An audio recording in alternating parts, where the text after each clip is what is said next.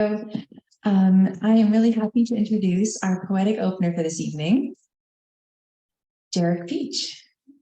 Derek has been a teacher and traveler for more than 50 of his 70+ years and has recorded his life's experiences in poetry and prose along the way. Now in transition from teacher to writer, he draws on all of those times for current work. Welcome, Derek.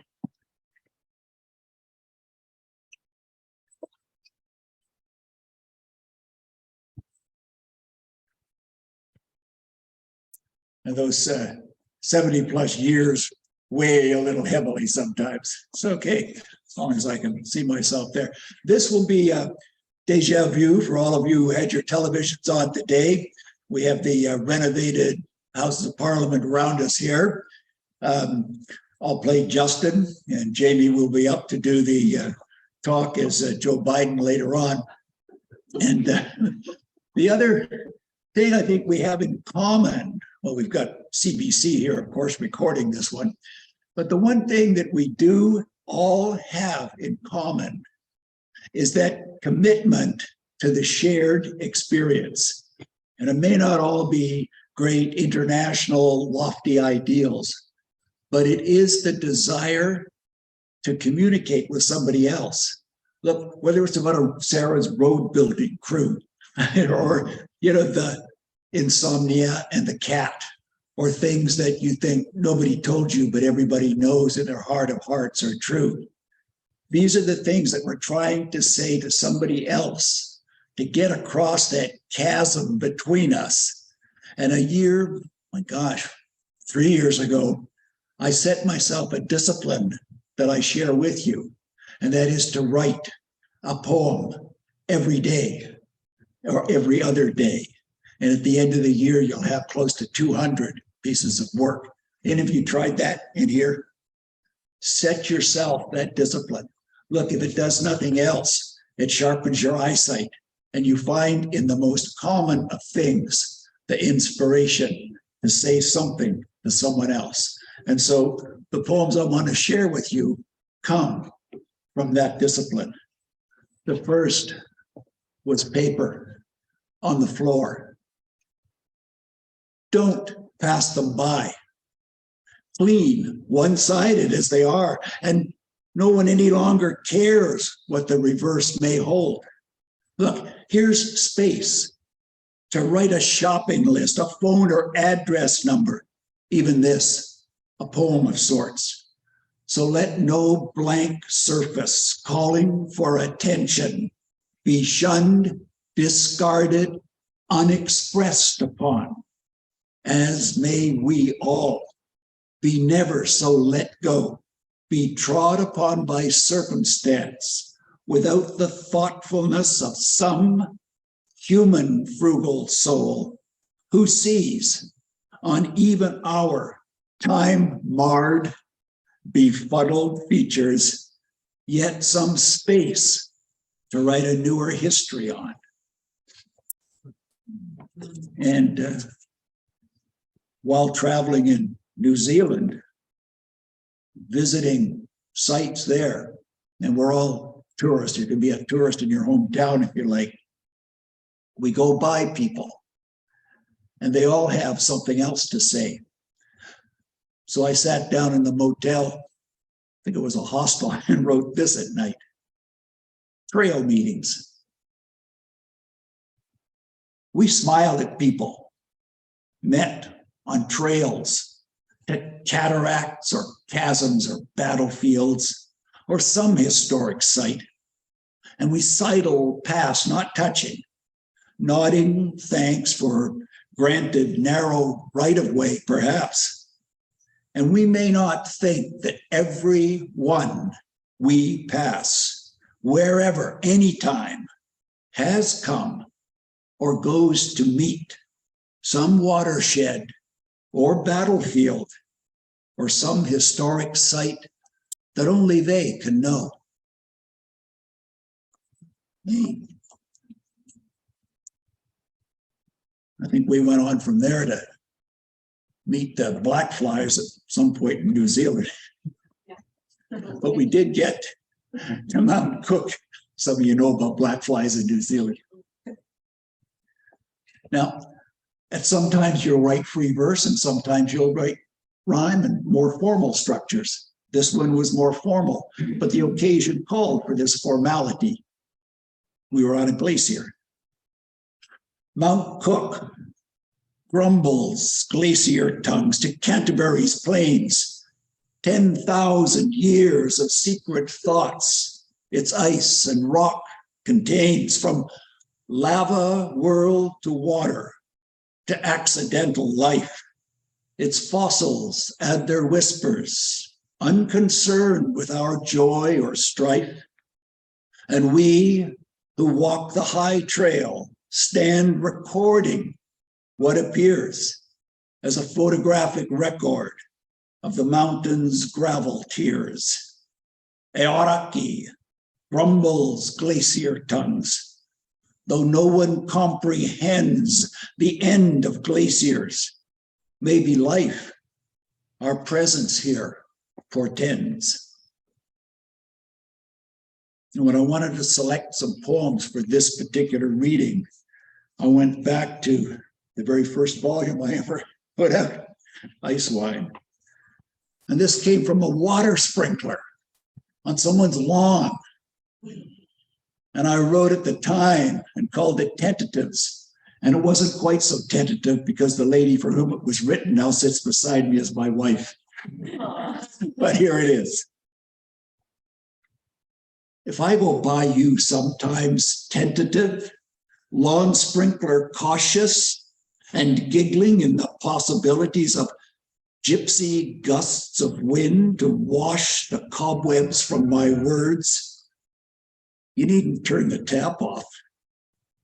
Just keep the grass well watered and be sure that when I have the courage to relax, I'll come to where the green is cool beneath the sunlight in your voice. And because for all of us, one of the common elements besides paper on the ground and water sprinklers on a neighbor's lawn, death is always something that we're going to confront, especially in the days of this COVID crisis of, I'm sorry, I lost a daughter to fentanyl poisoning a few years ago. This is someday. Someday will come a sometime much too soon, when you no longer hold me warm awake, nor nuzzle pillow hungry a cocoon against intrusive morning's stretching ache, when hard cold daylight scrabbles at the space demanding dumb obedience of your will. No memory can invoke love's last embrace, nor beg detachment from that cringing chill. Yet this, against the implacable tide of doom, remember how we bent our desperate powers to clasp before infinity consume this instant in eternity as ours. One moment when we each of each are all, let time or death impotently befall. And one of my mentors, I guess you could say, is Billy Collins, American writer. Billy said, you know, as poets, we're always wondering, how do I stop? How do I know that I've reached the point where I have nothing more to say? And you, for sure, don't want to hear me say anymore. In other words, how do I get out of this? Mostly you do it the way you've done. You share your poetry and you thank people for the generosity of their listening. Thank you.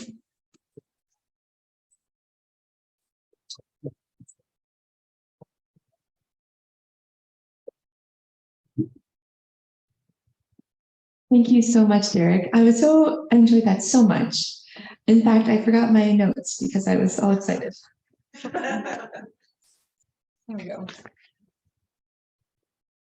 Well, that was great. What a good night so far. All right. So I'm really excited now to introduce Jamie Dopp. It's so wonderful to have Jamie. I've heard you read many times at PEP, and it's so wonderful to have one of our, core peppers here, the home crowd advantage here. So Jamie Dopp is a novelist, poet, and musician, as well as a professor of Canadian literature at the University of Victoria. And I think he has some students in the audience. I see you there, which you must be a good prof if they come out to hear you read. That's like very impressive. Where was I? Getting Lost Going Home is his third collection of poems. His most recent novel is Driving Lessons. Among his academic works are three co-edited essay collections on sports literature. I'm so happy to introduce Jamie Dopp. Come on up, Jamie.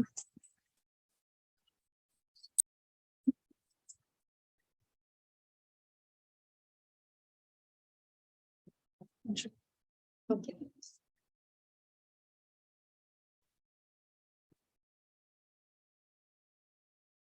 Thank you so much, Zoe, for that lovely introduction. Thank you for inviting me to read tonight. And thank you, Derek, for, I feel very warmed up. So that was a great warm up. And thank you to everybody for the open stage. Wow. I feel a little shy about reading now after so much quality work ahead of me. I come to you tonight at a somewhat happy, crazy time in my life. My son, Stephen, is here. let me embarrass him. He's right there from Montreal because his brother is getting married tomorrow. And if all goes well, I will become a grandfather in a few months. And yeah, thank you. Yeah. Oh, I'm already feeling the love. And the idea that I was going to become a grandfather made me think about families and being a father and so on. And so I thought I'd start tonight actually by going back to my first book, which is When I Looked Like This, and read you a poem that I wrote about becoming a father. This is called Going Stupid. You think of yourself as intelligent, somewhat wise to the world. Then one day, the baby makes porpoise sounds, and you end up answering in kind. You think of yourself as cultured, a little particular, then begin to discuss seriously the implications of shit. You examine colors, textures, the diaper turned this way and that and red like a teacup. A belch is not Beethoven. Vomit is not the same on your shirt as a medal. Once you were postmodern. Now, without a trace of irony, you utter the chestnuts. The one about doting on the first child, the one about being taken outside of yourself, the one about love, not divided, but multiplied. And actually, Sandy's poem about the heart, the line in there about the heart, I thought, Sandy, we're on the same wavelength. So this collection also has lots of poems about family in it, but now I'm at a different time of life, of course. I have grown-up children, long-term relationship, and the experiences that I think a number of people in this room have had. As we get older, we go through things like the aging and death of our own parents. And Sandy actually mentioned that too. So the title poem of this collection tries to capture something of the complexities of this stage of life, particularly in relation to parents. So I'm going to read it to start. So this is called Getting Lost Going Home.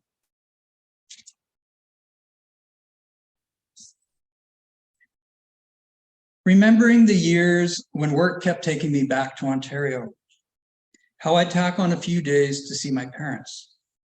Eventually, I found a cheap car rental place about 20 minutes from Pearson.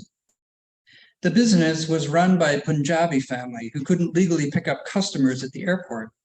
So I'd arranged to wait with my bags at such and such a spot, and the grandfather in shirt, tie, and turban would swoop in for me in an unmarked van. We'd load my stuff and head off to the rental lot. We talked, the grandfather and I, and over a number of rides, he told me about the long journey he'd made to Canada, how proud he was of his family, especially his grandchildren, and how he wished he could take them back to show them the village where he grew up. But it had been so long now, and so much had happened, he wasn't sure what would be there anymore, or if he could even find it. The grandfather and I became friends. His family always treated me well. When I returned to be with my mother on her deathbed, they gave me a car at $12 a day for as long as I needed it. This was in November 2011. The only problem I ever had was trying to get from the rental lot to the highway north to Sauble Beach. For some reason, I kept getting lost. I go south on Dixie Road back to the 401 and drive east and west looking for the turnoff. I tried various alternatives and shortcuts and always found myself in a maze of backcountry lanes and villages I'd never heard of. Maps didn't seem to help.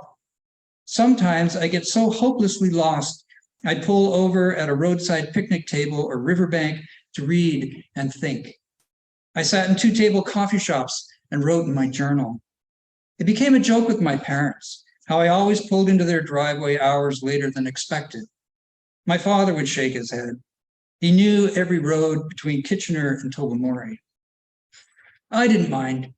Like most people, I had a complicated relationship with my parents. There were times when it seemed we disagreed on everything except that we loved one another. Then one day, I stopped getting lost. It dawned on me that all I had to do was drive north on Dixie Road instead of south, make one turn, and I'd end up at the highway I needed. This new route was so efficient that it seemed I'd hardly turned the key in my rental car when I was at Orangeville, halfway home. I drove this way to be with my mother in her final days. I'd flown across the country after a phone call from my father.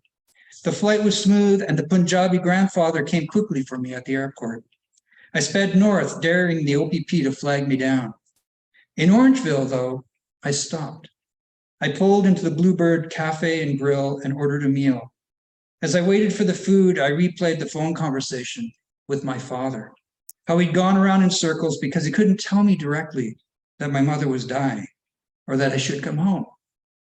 Then he put my mother on. She, with a trace of her old bossiness, said, "I'm dying. Come now. Don't wait until I'm dead." I ate, drank coffee, wrote in my journal. I kept telling myself to hurry up, that my mother could die at any moment. I reminded myself how much I wanted to be there for my father and sisters. But part of me wanted to go on writing and drinking coffee in the Bluebird Cafe and Grill. When I arrived at the Wyerton Hospital, my father was waiting for me at the nurse's station, a shrunken old man, so different from the giant of my childhood. I stepped through the sliding door. He turned and saw me, and his face softened with relief, then hardened with the question of where I had been.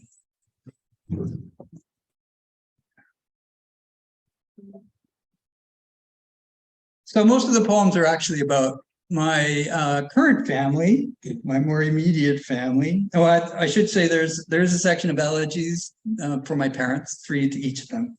I'm not going to read any of those tonight, but most of the poems are about my more immediate family.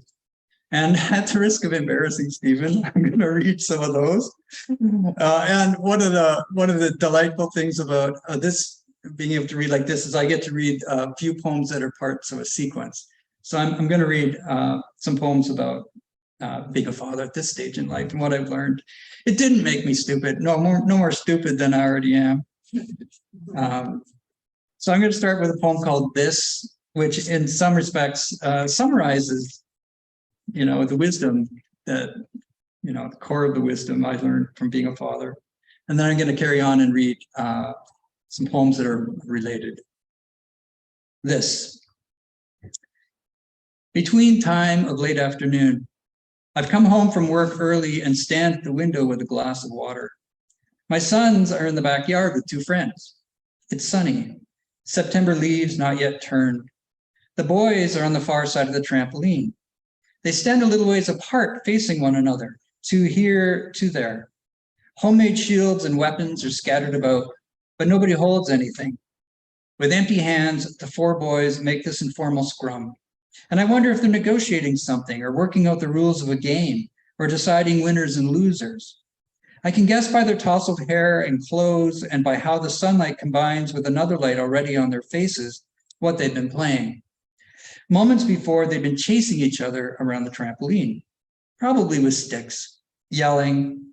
Now, bright-faced, they pause. Not only are they not moving, I see, but they're not talking either. And I realize it's more than catching breath. It's happiness. They're just happy, the four of them, to be doing this thing together. I drink my water, glad to be home early on a late afternoon between school and supper, when sun through the trees makes bright checkered squares on the black circle of the trampoline. Boy on a trampoline. The rules we agreed to were one kid at a time, no horseplay, and no flips when dad is looking. More often than not, I came home to find two boys jump boxing. The gloves, an unfortunate brainstorm during my Papa Hemingway phase, while two other boys tried to take out the feet of the boxers with sticks. Which shouldn't have surprised me, of course, a man who still plays with sticks himself and whose living depends on the knowledge of what Icarus did after Daedalus warned him against flying too close to the sun. Unlike Icarus, my boys survived their childhoods with, I'm pretty sure, only the usual welts and hurt feelings that couldn't be admitted to. One day, the trampoline was littered with dead leaves, unused in what seemed like ages, and I sold it at the cost of hauling it away. For a while, there was a crop circle in the backyard, straw yellow at first, then livid green, until, like water momentarily churned by an impact, it disappeared into the weedy dark of the lawn.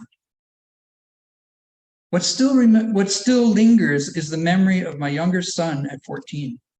He was doing flips one day and came inside with a limp. He said his knee hurt and there was something funny on his leg. Could I check to see? So I reached out my hand, and there, above his knee, was a parent's nightmare. It was a comfort that the doctors were wonderful, and that we live in a country with a public health system that snaps to attention in an emergency. I'm grateful that the surgery went so well and proud of my son, who laughed and called his convalescence a get-out-of-jail-free card from school. Nothing else really mattered, though, until the test results came back to say the tumor was benign, which was akin to Icarus, having backflipped into the void, falling directly into the path of a giant eagle, who caught him in the basket of its talons and flew on until he could be set down again, Frodo Baggins style, in a place like Rivendell, safe. Somewhere up the fir tree, there's still branches circled with duct tape, whose gray-white ends dangle like unwinding bandages. And the stick pile against the fence shrinks a little more each year as the sticks are converted, one by one, into the stakes that mark our perfect garden. What Icarus heard when his father warned him against flying too close to the sun, translated from ancient Greek into the idiom of 5 little ducks. Quack, quack, quack, quack. I'm waiting for the laugh. Do you guys not know the 5 little ducks? 5 little ducks went out one day over the hills, and Poetic said, quack, quack, quack, quack. But only 4 little. No, the point is, kids don't listen, right? Okay, sorry. I had to explain it. Yeah, and finally, spare a thought for Daedalus. For a while, it seemed as if every collection I read had at least one poem about Icarus. Icarus, who isn't sorry, Icarus, the motorcycle daredevil, Icarus snorkeling with the fishes. The Icarus period in canned poetry was almost as crowded as the angel period. Remember all the angels? Angels singing, angels silent, angels of stone, of words in the attic, in the city, on the wind, not to mention the fallen angels, which of course leads right back to Icarus. I understand the attraction. Icarus is the James Dean of Greek mythology, the pouty-lipped rebel impelled by desire, the ancients' version of Jim Morrison or Kurt Cobain, dying young and leaving a beautiful corpse, going out in a blaze of glory instead of meekly fading away. No wonder poets like to see themselves in it. Poetry being that impossible thing we go ahead and do anyway. Every poet was also a child at one time, and many of us had a moment akin to the one Icarus had, when some well-meaning but unappreciative adult said, yes, yes, I know your wings are delightful, but try to be reasonable with them, okay? And just in case, why not also learn a trade? So I get it, but I do wish more poets would spare a thought for Daedalus.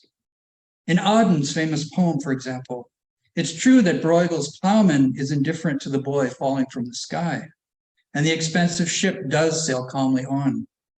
But there's one character for whom the death is not an unimportant matter. Unseen out of the painting's frame, Daedalus streaks down the sky.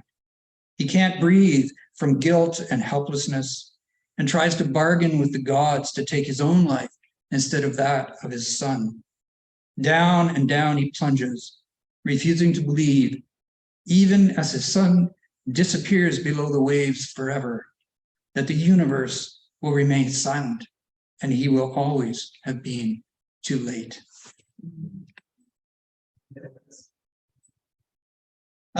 Inevitably, of course, there are some hockey poems. There's a section of hockey poems in this book, and I'm going to just restrict myself to one.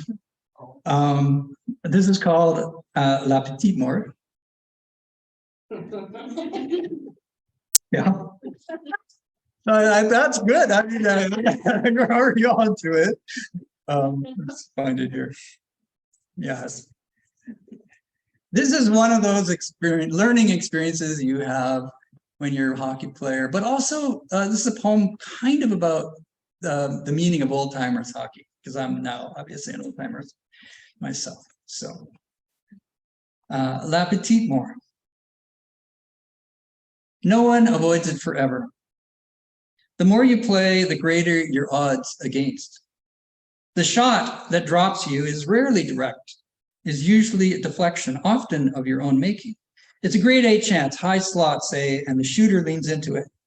You stretch out, and in a rare instance of effective defense, manage to go blade on blade. There's a brief moment of satisfaction as you see how the trajectory of the shot has been altered. But then your inner soprano points out the new direction of the puck. Oh, hard black circle of nothingness. Like time itself distilled into 6 ounces of frozen rubber. Once again, you disprove Zeno's paradox. Prove again that an object may cross from point A to point B through infinitely divisible space, and in this way create a moment of perfect contact with an imperfectly positioned cup.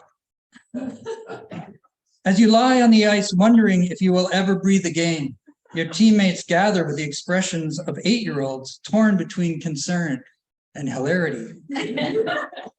It's like the way people slow down to gawp at car accidents, compelled to look, a bit ashamed, but mostly relieved that someone else has been forced to take a turn under luck's big magnifying glass. Breath returns. You rise on jellied knees while players on both teams bang their sticks in tribute, and you think, leave it to the French to have a term for the small reminder of death based on the bliss of orgasm or the trance of reading a good book. Clearly, Roland Barthes never played hockey. As you skate it off, what comes to your mind is not French philosophy, but the words of Big Billy Gaston, who pointed out the game's lesson about life. If you're not going to play hurt, you're not going to play.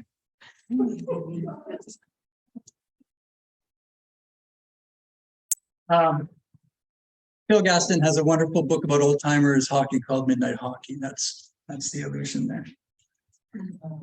So I'm going to read one more poem, and then I'm going to wrap up by playing a song. I actually brought a guitar, so it's kind of a 60s thing, you know. So there are some love poems in this book too. Love poems are really hard, as you will know. It's very difficult to write poems about love without falling into cliche or anything. There's a couple of long love poems that are sort of about the complexities of love and a long relationship, but I'm not going to read one of those. I'm going to read a shorter one. This actually really happened to me. Well, everything in this book really happened to me. No, not really. Poets lie. Just so you know, I'm sure that's not news to this group. But this did really happen to me. This is called The Sweet Breath of English Cows. Clear sky, early morning, and the dew yet on the grass. We climb the turnstile with blanket and basket to a place hidden from the lane. We aren't sure of the etiquette. People walking, we understand, are allowed to cross such spaces in honor of the ancient commons, but this is obviously a working field, with a farmer somewhere working. Also, there are cows. Half a field away, the cows make a herd, 8 or 10 of them, weighty, placid, perhaps calmed by the morning's milking. Their black and white hides, you tell me, are a natural celebration of the yin and yang. Afterwards, your head rests on my shoulder, sideways, and I hold you. Our blanket is surrounded by a palisade of green grass, still pearled with dew. There's the warm pulse of your body, the milkweed cascade of your hair. We doze. Sun rises to become a hot ache on my eyelids. I feel the sweat kiss of your cheek on my neck and take in the sexy cud smell of your breath. But it is a cow. A living, breathing cow has bent down to nuzzle my face. 2 huffing nostrils. Then out comes a tongue, long, soft, and pink. The whole herd, it turns out, has gathered round us while we slept. Now they make a gawking assembly, hooves set beyond the blanket's edge, heads pitched to watch us with bulging brown eyes. The first cow licks my forehead. Her tongue covers me slowly, temple to temple, with a connoisseur's relish. I lie unmoving as a block of salt. Finally, recalled to life, I murmur your name. Then, unafraid, unself-conscious, we disentangle. We button and tuck, gather basket and blanket, and return the way we had come. As we climb the turnstile a second time, the sun presents green fields in every direction, and our black and white chorus keeps an eye on us, placid, a little maternal, and lows us their blessing.